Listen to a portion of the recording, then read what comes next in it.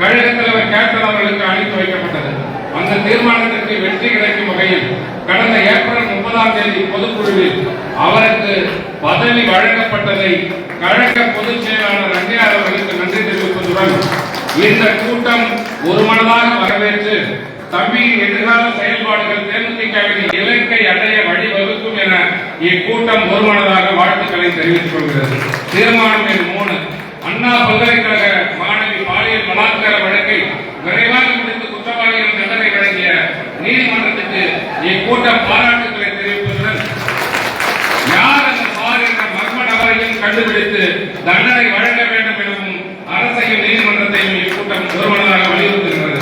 தீர்மானம் எண் 4, கொரோனா நோய் தொற்று தமிழகத்தில் 1000 நபர்களுக்கு மேல் தாக்கி பரவி இருக்கிற சூழ்நிலையில் சென்னையில் ஒரு நபர் மரணம் அடைந்திருப்பதாகவும் வருகின்ற செய்திகள் மக்கள் மத்தியில் மீண்டும் பீதியை கிளப்பியுள்ளது. மிக சாதாரணமாக இதை கடந்து செல்ல முயலும் தமிழக அரசின் அலட்சிய போக்கை இக்கூட்டம் வன்மையாக கண்டிப்பதுடன் கொரோனா பரவலை தடுக்க போர்க்கால நடவடிக்கை எடுக்க வேண்டும் என தமிழக அரசை இக்கூட்டம் வலியுறுத்துகிறது. தீர்மானம் எண் 5, ஏழை எளிய நடுத்தர மக்கள் தங்களது அவசர தேவைகளுக்காக குறிப்பாக விவசாயம், சிறு தொழில்கள், பிள்ளைகளுக்கு கல்வி கட்டணம் கட்ட, சிறு மனைகள், சிறு வீடுகள் கட்ட என அத்தியாவசிய அவசர தேவைகளுக்கு காலகாலமாக நெடுங்காலமாக நகைகளை அடமானம் வைப்பதுதான் வாழ்க்கையாகவும் வழக்கமாகவும் மக்கள் கொண்டுள்ளனர். திடீரென மத்திய அரசு நகை வாங்கிய ரசீது வேண்டும், தர சான்றிதழ் வேண்டும், அடகு வைத்து ஒரு வருடம் முடிந்த நகைகளை வட்டி மட்டும் செலுத்தி மீட்டு மீண்டும் ஒரு வாரம் வட்டி மட்டும் செலுத்தி மீட்டினால் போதும் என்ற நிலையை மாற்றி முழு தொகையையும் செலுத்தி நகையை மீட்டு மீண்டும் ஒரு வாரம் கழித்துத்தான் அந்த நகையை அடமானம் வைக்க வேண்டும் என்ற 9 நிபந்தனைகளை விதித்திருக்கிற மத்திய அரசையும் ரிசர்வ் வங்கியையும் இந்த கூட்டம் வன்மையாக கண்டிப்பதுடன் உடனடியாக இந்த கடுமையான விதிமுறைகளை ரத்து செய்ய வேண்டும் என இக்கூட்டம் மத்திய அரசை ஒருமனதாக வலியுறுத்தியிருக்கிறது.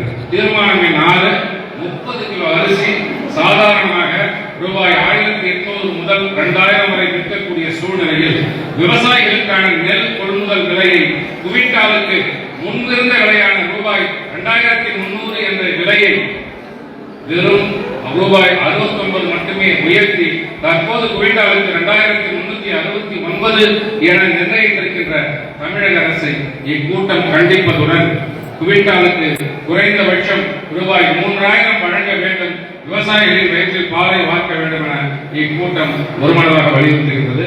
தீர்மானம் எண் 7, செஞ்சி ஒழுங்குமுறை விற்பனை கூடத்தில் போதிய குடோன் வசதி இல்லாததால் ஒவ்வொரு முறை மழை பொழியும் போது விவசாயிகள் கொண்டு வரும் லட்சக்கணக்கான மதிப்புள்ள விளைபொருட்கள் நனைந்து நாசமாவது வேடிக்கையான வாடிக்கையாகிவிட்டது.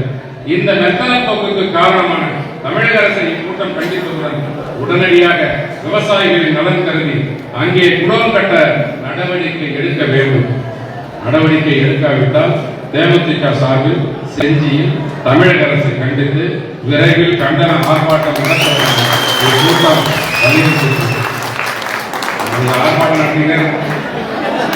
தீர்மானம் 8, வருகின்ற 2024 சட்டமன்ற தேர்தல் வருவதை முன்னிட்டு கட்சிக்கு புதிய உறுப்பினர்களை சேர்ப்பது, கிளைக்கழக ஆய்வுகள், ஒன்றிய நகர பேரூர் கழகங்கள் தோறும் நிர்வாகிகள் ஆலோசனை கூட்டம் மற்றும் தொகுதி வாரியாக செயல்கள் கூட்டம் நடத்தி கழக உட்கட்டமைப்பை உறுதியுடன் பலப்படுத்துவது என இக்கூட்டம் ஒருமனதாக வலியுறுத்துகிறது. தீர்மானம் எண் 9, 2026ஆம் ஆண்டு நடைபெறவுள்ள சட்டமன்ற தேர்தலுக்கு நம்முடைய பலத்தை காட்டுகின்ற விதமாக 2026ஆம் ஆண்டு ஜனவரி மாதம் 9ஆம் தேதி கடலூர் மாவட்டத்தில் நடைபெறவுள்ள தேமுதிக மாநில மாநாட்டிற்கு சிறப்பு சேர்க்கின்ற வகையிலும் நம் கட்சியின் பலத்தை நாடறியும் நோக்கிலும் நமது விழுப்புரம் மாவட்டத்தில் இருந்து மட்டும் 25,000 நபர்கள் செல்வது எனவும் அதற்கான ஆயத்த பணிகளை இந்த கூட்டத்திலிருந்தே தொடங்குவது எனவும் 25,000 நபர்கள் என்ற இலக்கை எட்டுவது எனவும் இக்கூட்டம் ஒருமனதாக தீர்மானிக்கின்றது. வருகை தந்த அனைவருக்கும் மிக்க மிக்க நன்றி. பொறுமை காத்த அனைவருக்கும் நன்றி. இந்த செயல்தலைவர் கூட்டம் நடைபெறுவதற்கு 2-3 நாட்களாக அங்குரிய தெற்கு தெற்கு நகர கழகத்துடைய செயலாளர் இளையராஜா அவர்களும் விழுப்புரம் தொகுதி பொறுப்பாளரும் பொதுக்குழு உறுப்பினருமான அன்புக்குரிய சகோதரர் ஆதரவு அவர்களும் தொடர்ந்து என்னை தொடர்ந்து வந்து சொல்கின்ற வேலையை இன்முகத்தோடு செய்து முடித்தார்கள். அவர்களுக்கு உறுதுணையாக இருந்த நகர நிர்வாகிகளுக்கும் எனது மனமார்ந்த நன்றியை தெரிவித்து, இவ்வளவு நேரம் அமைதியாக இருந்து கருத்துக்களை கேட்டார். உங்களுக்கெல்லாம் நன்றிகளை தெரிவித்து பேசினது தலைவர் இருந்து நம்ம தலைவர் பத்தி பேசினாலே எனக்கு அந்த மாதிரி ஒரு எமோஷன் வந்து, அதனால வேற ஒன்றும் கிடையாது.